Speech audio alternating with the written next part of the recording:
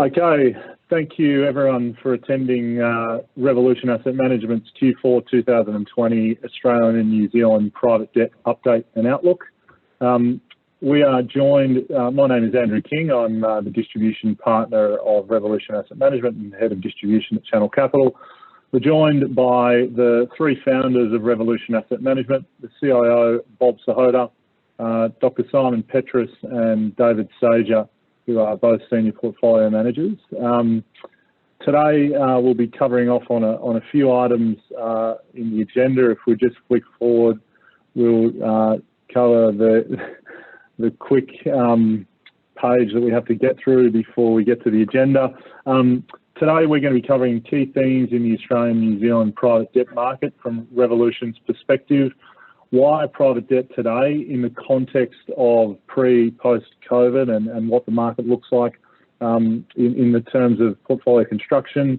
A portfolio update of Revolution's latest private debt fund 2. We're going to be focusing on the institutional strategy. For those that are wholesale investors, the wholesale fund invests into the master fund, so we're going to be focusing on the master fund for today.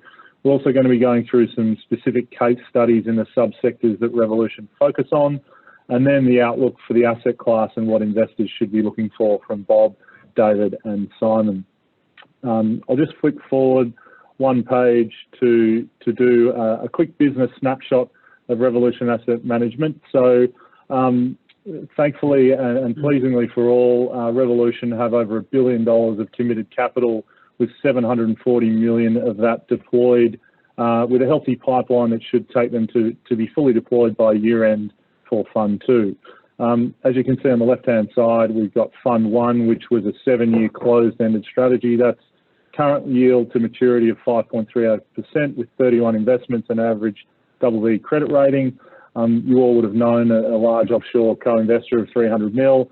And then the latest strategy, which is Fund 2, that is open for investment. It's an open-ended vehicle with over 370 million in the strategy. And also very recently, we've won a very large mandate of 425 mil from QIC and the Queensland Government. Fund 2 currently has 41 investments with a similar credit rating to Fund 1, which with a BB, but a yield to maturity of 5.92. Bob and the team will reference why we're seeing that yield pick up during COVID, which is quite interesting and opportunistic for those allocating to the space. The stable of clients within Revolution's client base is growing substantially, with a number of high-profile domestic pension funds, non-for-profits, charities, foundations, family offices and high net worths. But I think you all know that capital discipline is still the core philosophy of Revolution's differentiated strategy, with deal approval rate well below 30%, currently sitting at 24%. So without further ado, I'll pass it over to Bob Sahota, who's going to open up proceedings and look at key themes in the Australian New Zealand private debt market. Thank you, Andrew, and welcome everybody to the Revolution Asset Management webinar. We actually really enjoy providing these regular updates to all the clients. We want to actually take this opportunity to draw breath at the end of quite a trying year to actually thank you, all of your support and all the support that we've actually got in our core strategy for Revolution Asset Management. Within the 3 years, we've actually been very fortunate to be able to achieve quite a lot. So without further ado, what are the key themes that we see in Australia and New Zealand private debt markets? So really five real key themes that I want to highlight at the end of 2020. First of all, we think in a low rate environment, we're starting to get a lot more traction when it comes to alternative assets. And private debt is almost at the forefront of what everybody's thinking about in the global context. And we're starting to see that theme start to permeate through the Australian-New Zealand market.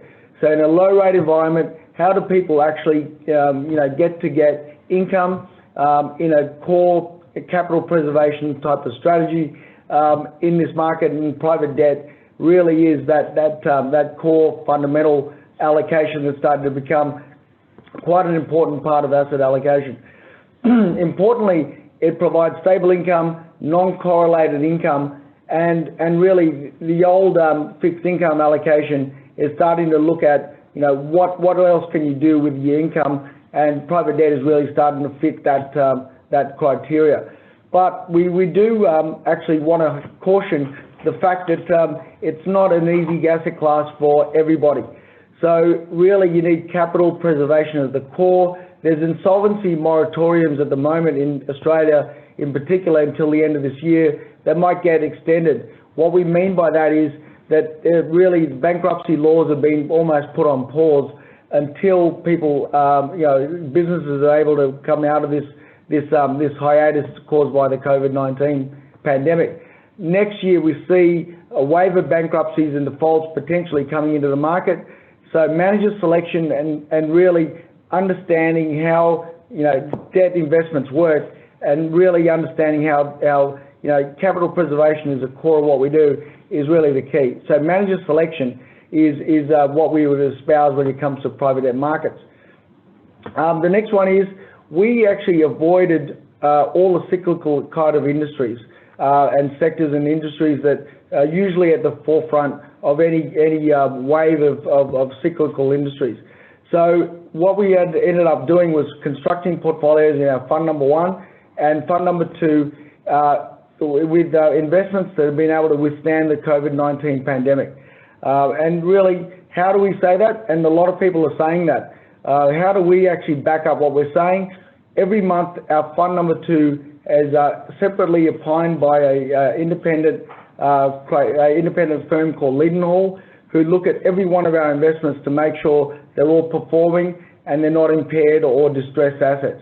And we're very pleased to report that all of our investments, all 41 investments in fund number 2, are all performing investments, and that really opens the door for us to you know, continue on to build this new fund into a much larger fund, because we don't have the legacy of dealing with impaired assets. Capital deployment and performance has been ahead of our original targets, and really what we would like to highlight in this, you know, at the end of 2020, is the COVID-19 pandemic has allowed us to take on the same investments that we were doing last year with a 1 to 1.5% higher yield than what we were seeing pre-COVID. So the same risk, the same return, actually the same sort of risk that we got, the same credit duration, but we're getting 1 to 1.5% higher yield than what we saw pre-COVID. So that's a really exciting thing that we would like to you know, present to all of our clients and prospective clients. 5 key reasons why private debt was important before, but even more so now. This is an old slide that I thought we would actually present in terms of why people should be thinking about private debt today. First and foremost, it's an inflation hedge.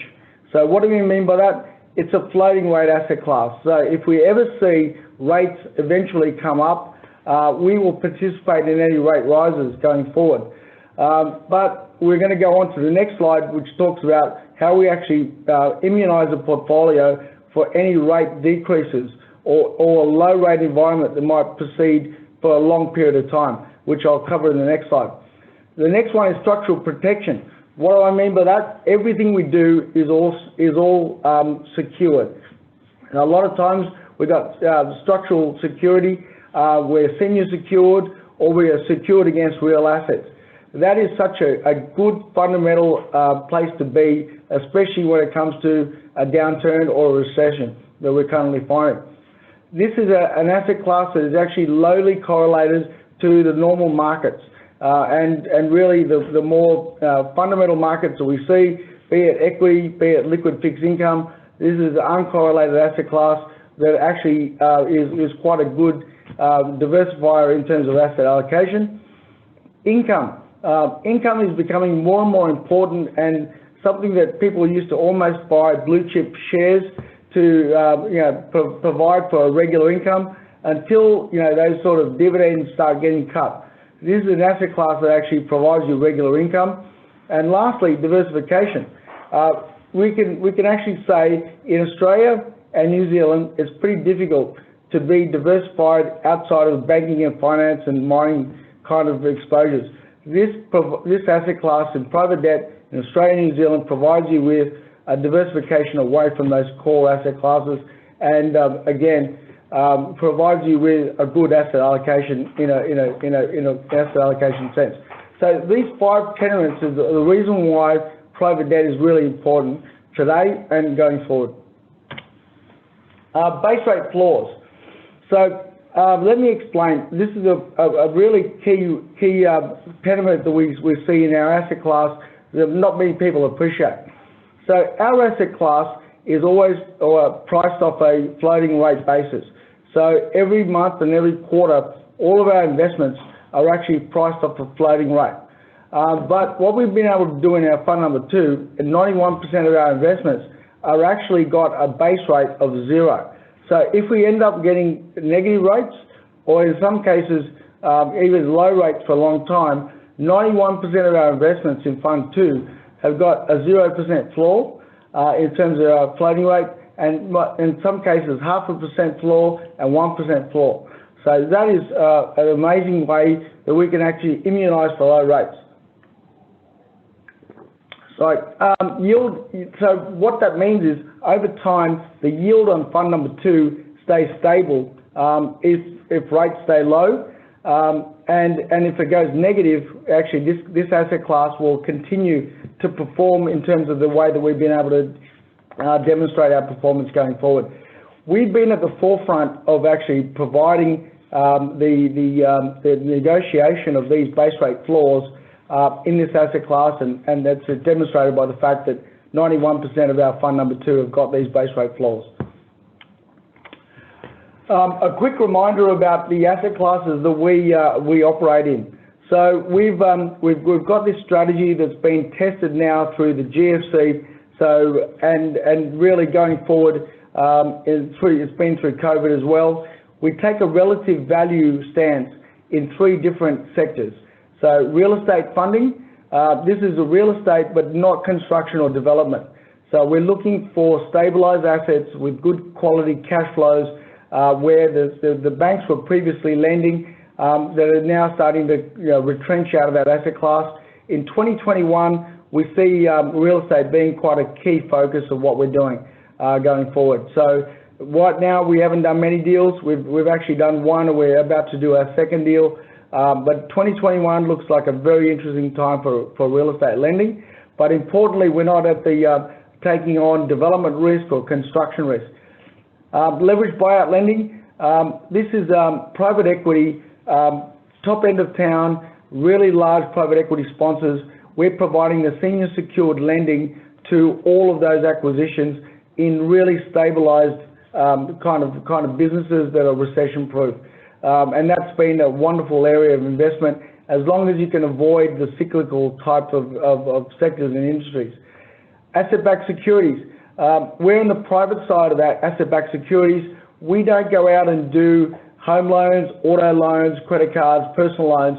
Instead, we actually back very, very high quality businesses that are non-bank lenders in the space that have got repeat capital market issuance into the markets, where we provide them funding against the actual receivable pool.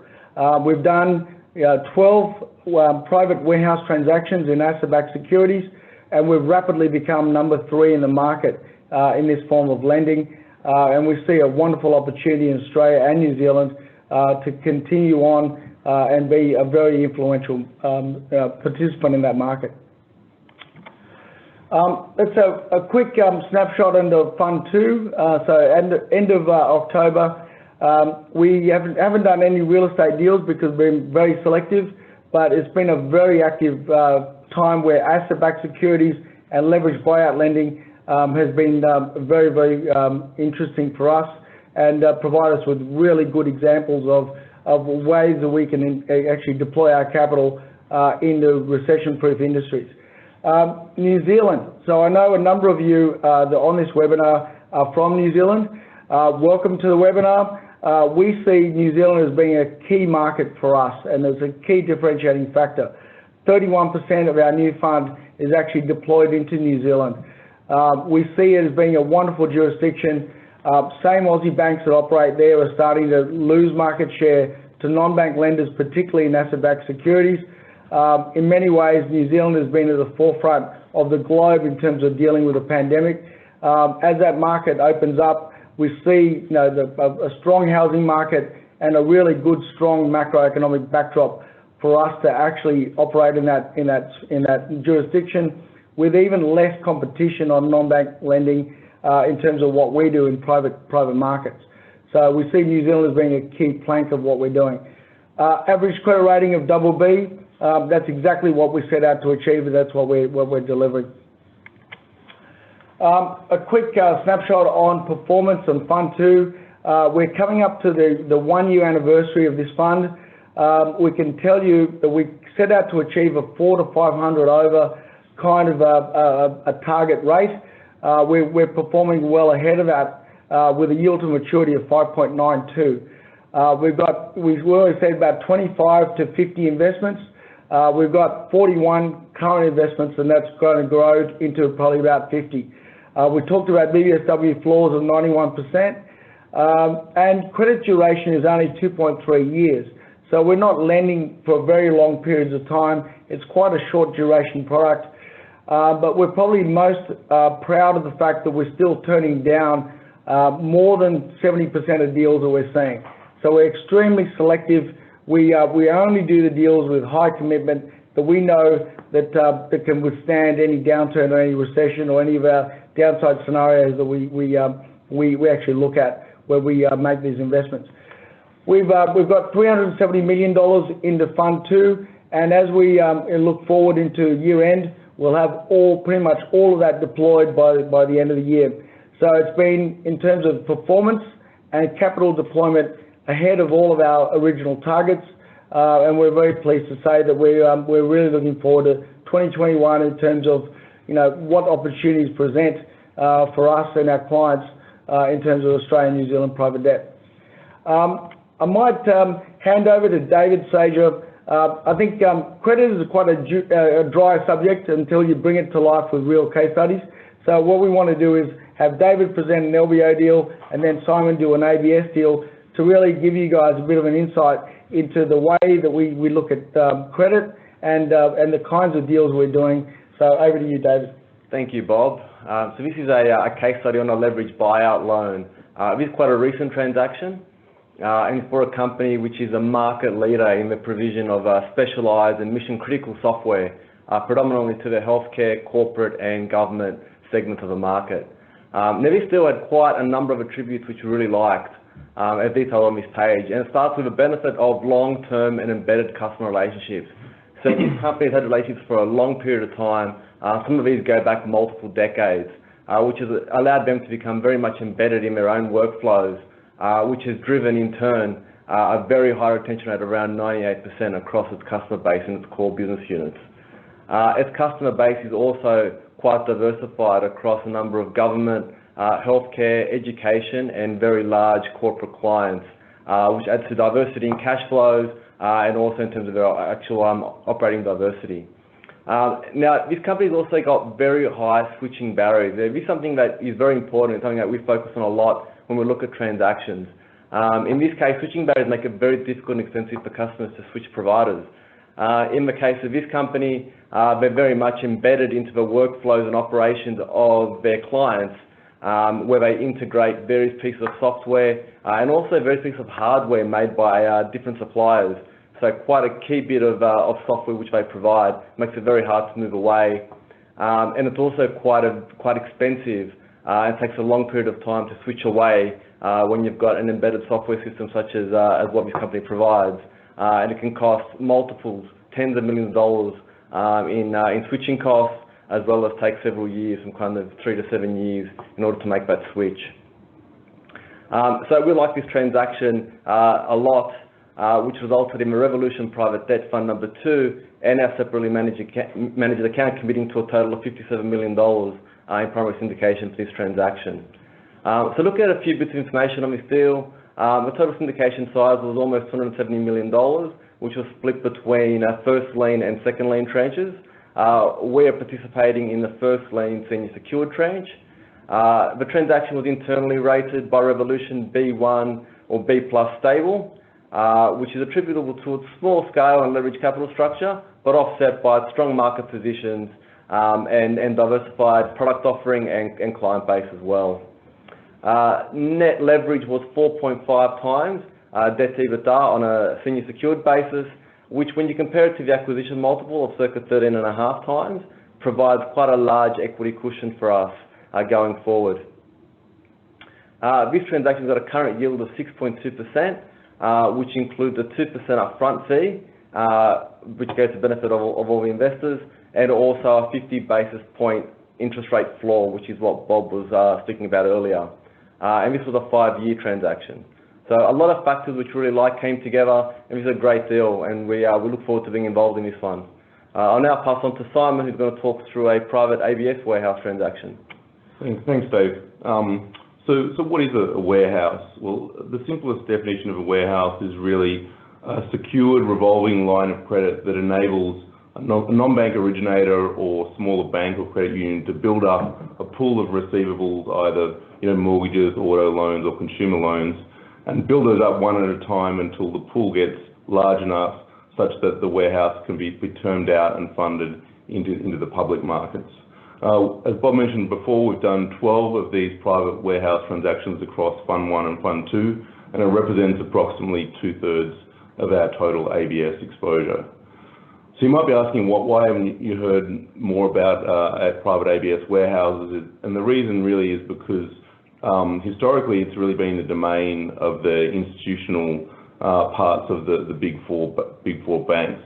But as since the GFC, really global banking regulation hasn't missed anyone, and essentially the regulators have wanted the banks to reduce their leverage, because at the end of the day, banks are really highly levered investors, and by changing the amount of capital that banks have to hold against ABS warehouses, it's really created an opportunity for non-bank investors like ourselves to come in and fill a valuable part of the capital structure.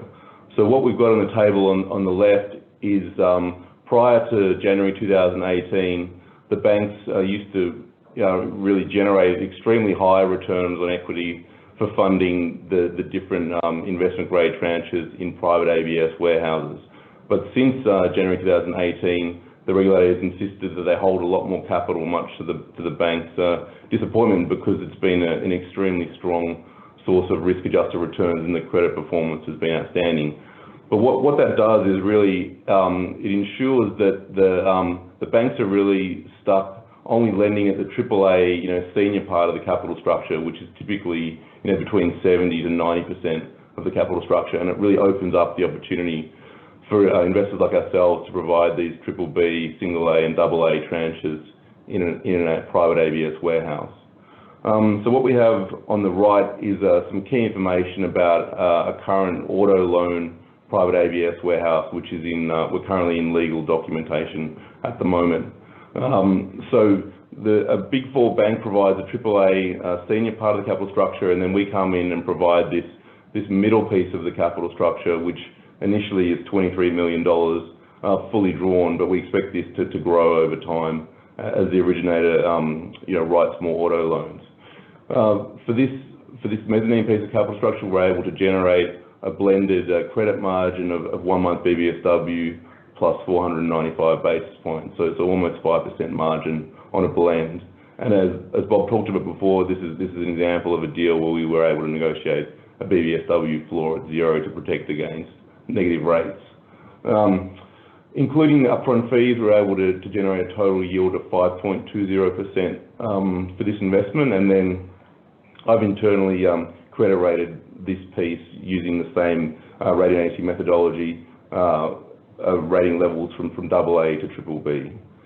The underlying pool is a very prime in nature, with an average Equifax score of 760, and the term of this facility is 2 years, and within those 2 years we expect the pool to build up and for it to be termed out into the capital markets, and then we'll have the right to participate on a priority basis in those term investments.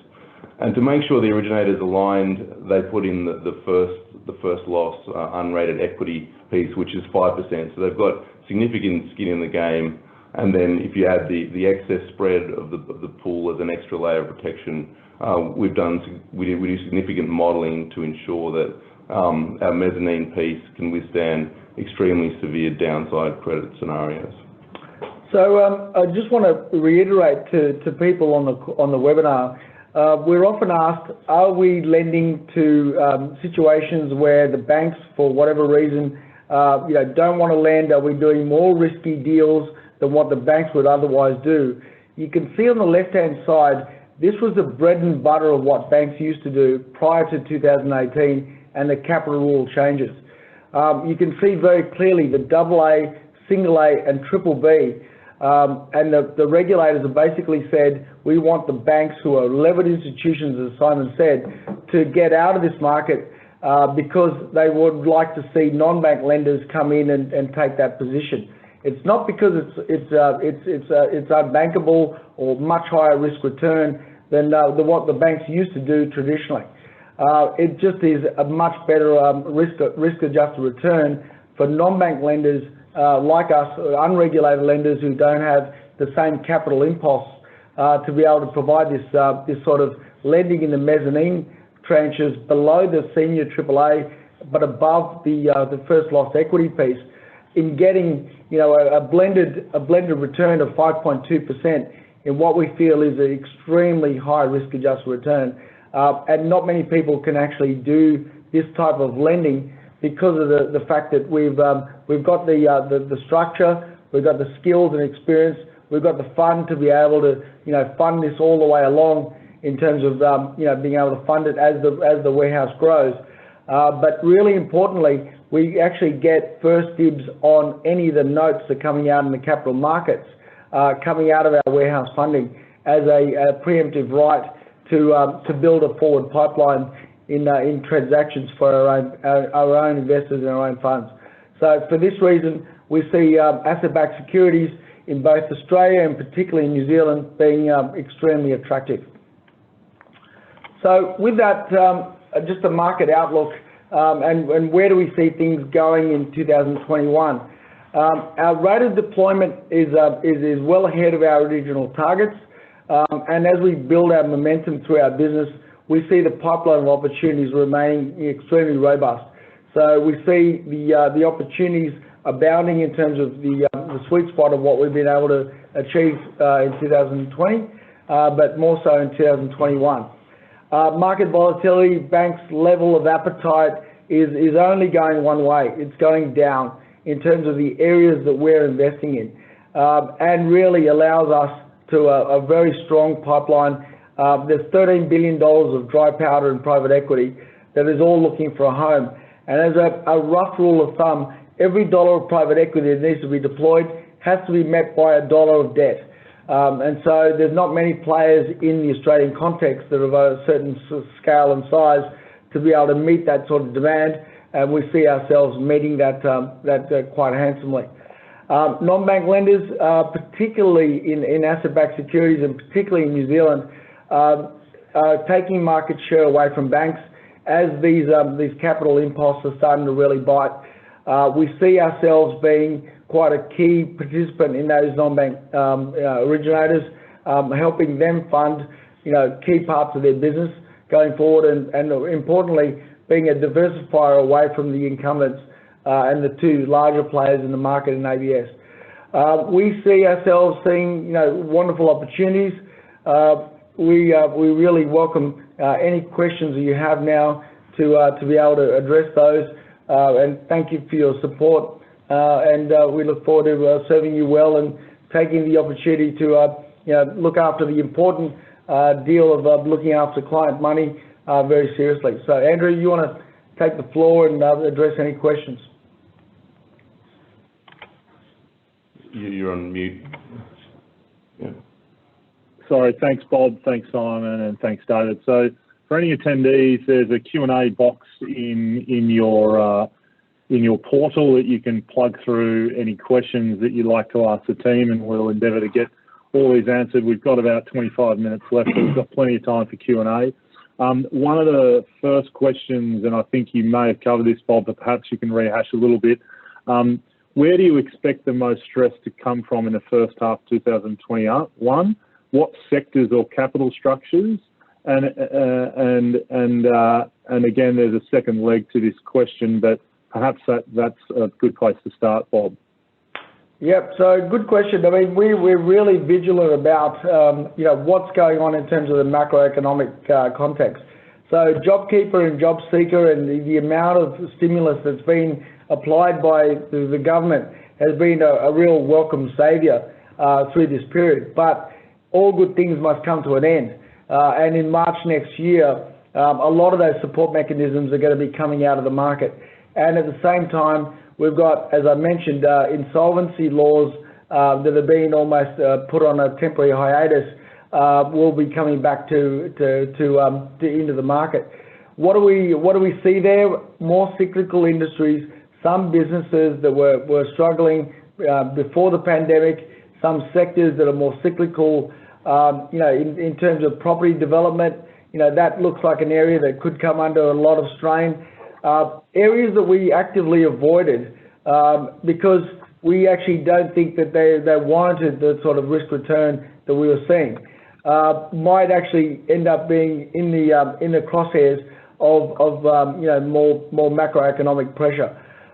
So where do we see it? There's going to be defaults pick up and insolvencies pick up next year. It's almost inevitable. So the idea is that we've actively avoided a lot of those cyclical industries. We're very proud of the deals we've done. Probably more proud of the deals we haven't done. Yeah, well, I would probably just add to that. I would say like SME ABS pools is where we expect a bit of stress in that part of the market. And I would have said perhaps the non-conforming mortgage lending, but I think with house prices sort of stabilising, starting to go up, even if there are sort of increased foreclosures in that space, that the house price appreciation will probably mean that there won't be as much stress as maybe was predicted earlier in the year. Thanks. And I guess on that, Bob and David, do you want to maybe speak to, I guess a lot of people look at private debt in Australia and there's many different options that they can consider, and the fact that you guys focus on non-cyclical industries, can you maybe speak to the types of businesses in terms of the size of businesses and what the average default looks like versus maybe the fact that you guys, just back to this question, the fact that you guys look at leading market share businesses and why you don't look at SMEs as an example, because I know that there are private credit strategies out there that look at more bilateral loans in the corporate space. And David, do you want to maybe touch on why that's important, that you guys are looking at more syndicated market leading businesses in the LBO space? No, good. Okay. So there's various factors which come into play. So whenever we look at a transaction, we always look at the industry the company operates in, where their place is in that particular industry, and we look at who the key participants are, how the business operated historically, and also the historical financials. Now, when you're a larger player in the market, you've built market share leadership. You're investing in R&D. You are a leader in that field, which means you can create a moat around your business and offer protection. When you're a smaller player, that typically isn't quite the case. So we tend to focus on those kind of larger businesses. We do extensive DD on the industry, on the business itself, on the historical financials, which gives us a really good idea as to what the background story is to a company. I always like to say that every company's got a story. You need to understand that story, and you do that by looking at the industry, the business itself, and the historical financials. And we then forecast going forward, focusing on what can go wrong within that business and on the downsides. So that's a kind of key distinction that we look at, always preferring to focus on the larger kind of companies that have those strong barriers to entry. Is that right, Bob? Anything to add on that? So really, just to add to that, we run extensive downside scenarios on every one of our investments to make sure that should there be a recession, I mean, we had a 28-year unabated, great time in Australia where there was no recession. But it didn't cause us to rest on our laurels. We looked at every one of our deals and said, what happens if the worst case comes out? So can this business survive in terms of paying its interest when it's due? Can it be refinanced at the debt at the end of the loan term? And then, that really caused us to really shy away from cyclical industries like retail, like tourism, like in terms of kind of cyclical industries like mining services. We really like healthcare. We like mission critical software, like the example in the case study. We like consumer staples. All these businesses have been able to actually withstand the COVID pandemic extremely well, and being able to actually service their interests with a great deal of comfort. Thanks, Bob. Can you talk on, an investor here has asked, is what the expected loss given default or expected credit loss is from your portfolio versus a typical double B average credit, and what that looks like for an investor? Sure. So not all double Bs are created equal. So we would say, first and foremost, we have structural protection. So we are secured investors. And security will actually mean your recovery rates in a typical downside. And if you look at model losses throughout many cycles, being secured, being unsecured, usually gets you almost 70 to 75% recovery rate on average through a cycle, versus being unsecured, which is about 30% kind of recovery. So being secured really comes to the fore. But then manager selection, and then the fact that we're so disciplined in avoiding a lot of those cyclical kind of names, means that we are aiming for avoiding those defaults.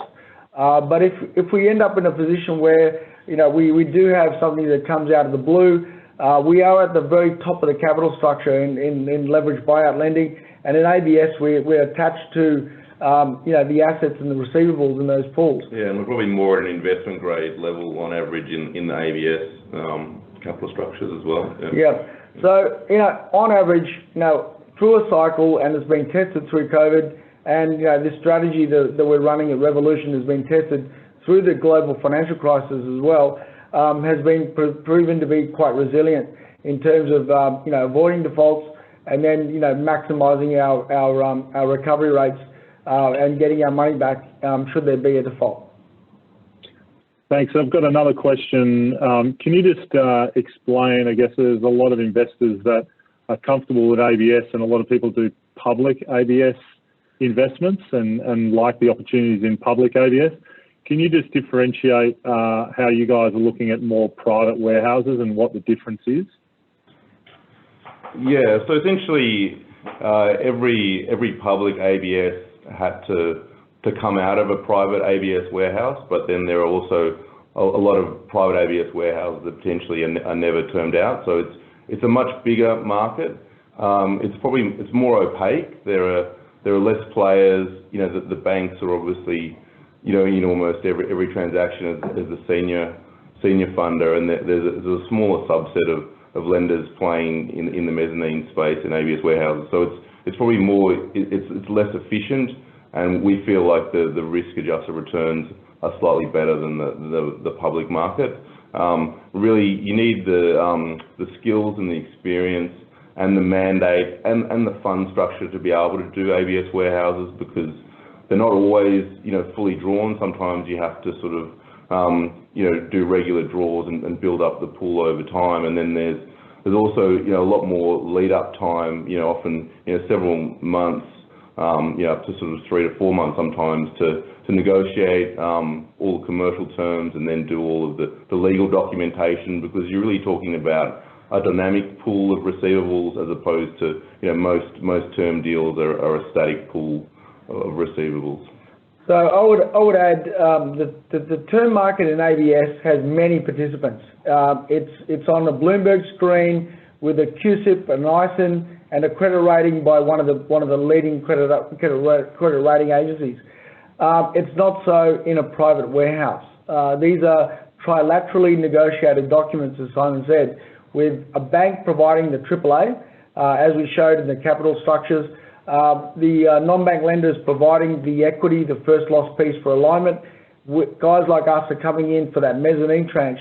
So there's 3 specific parties to a private warehouse deal, and for that reason, there's not too many players that can do that. because you need a lot of negotiation, skill and experience to be able to negotiate with the senior lenders and the non-bank lenders to be able to go into a warehouse deal.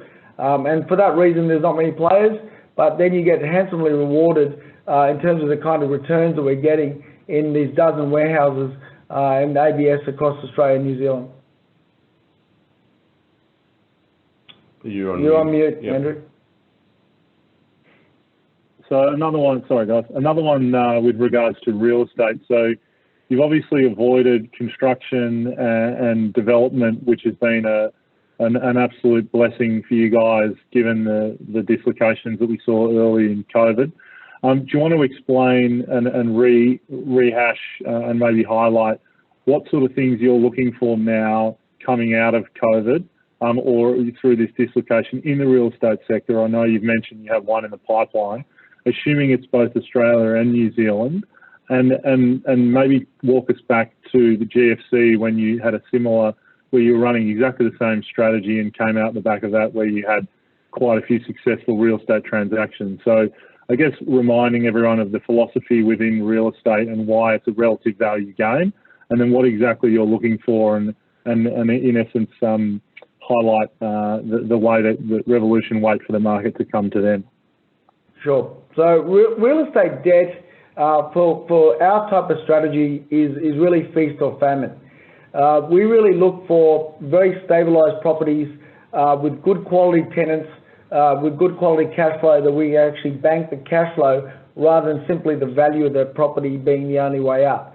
And what that's meant in our 3-year journey at Revolution has meant the banks have still managed to get their head around this sort of lending up until quite recently.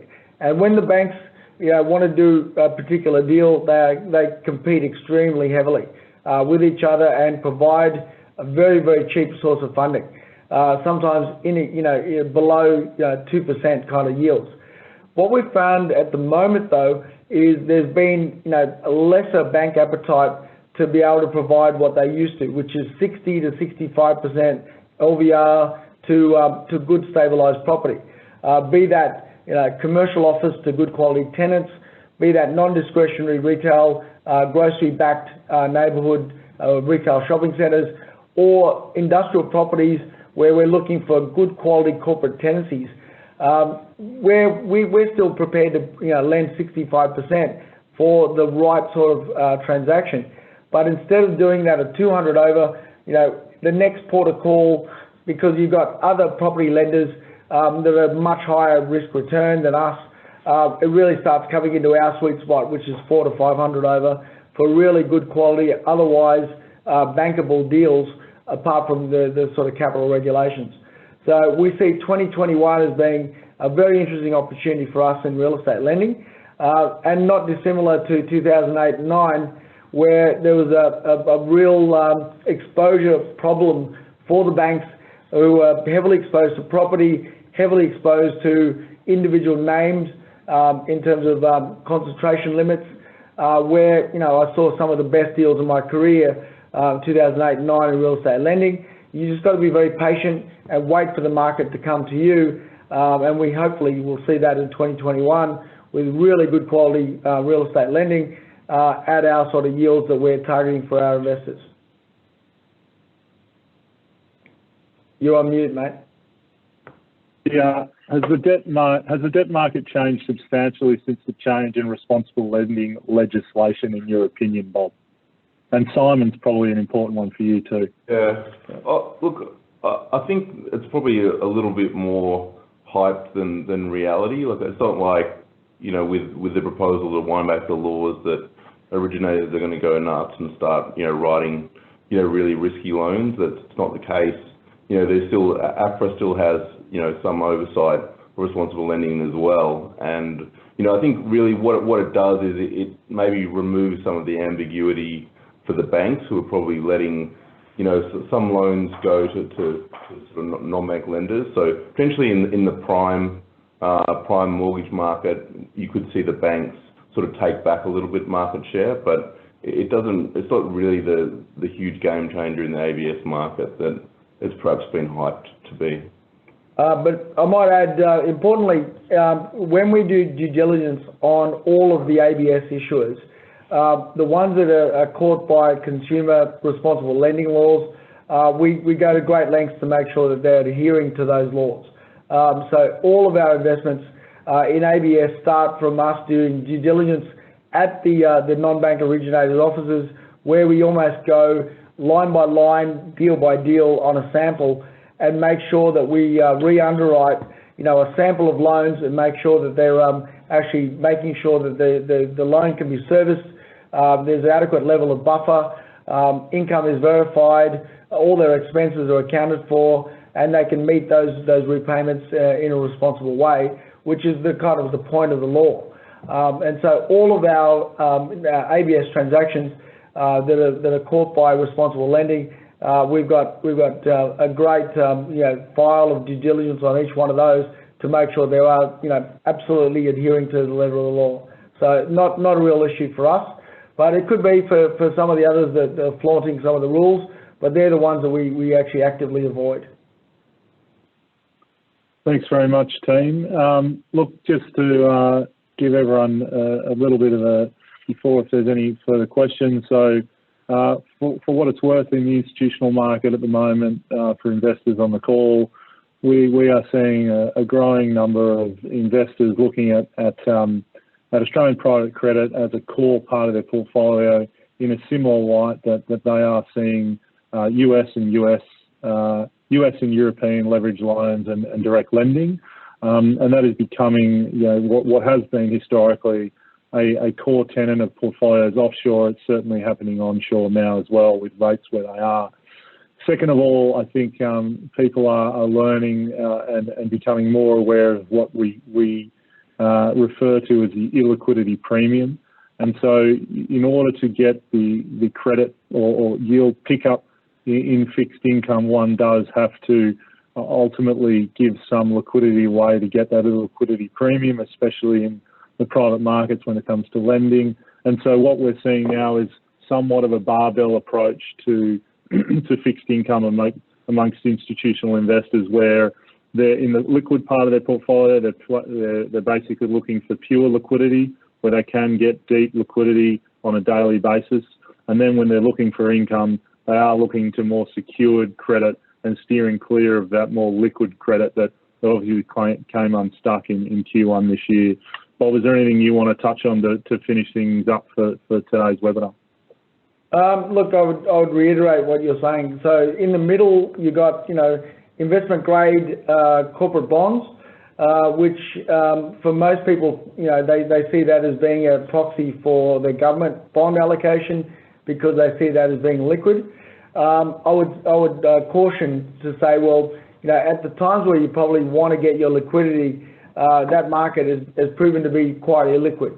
So at the times where people want to rebalance or redeem, the market just closes.